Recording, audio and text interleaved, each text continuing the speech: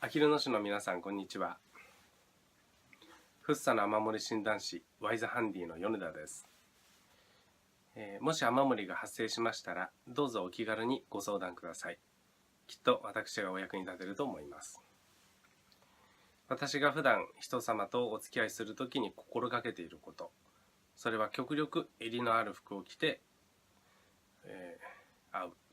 人様と会うということです。以上です。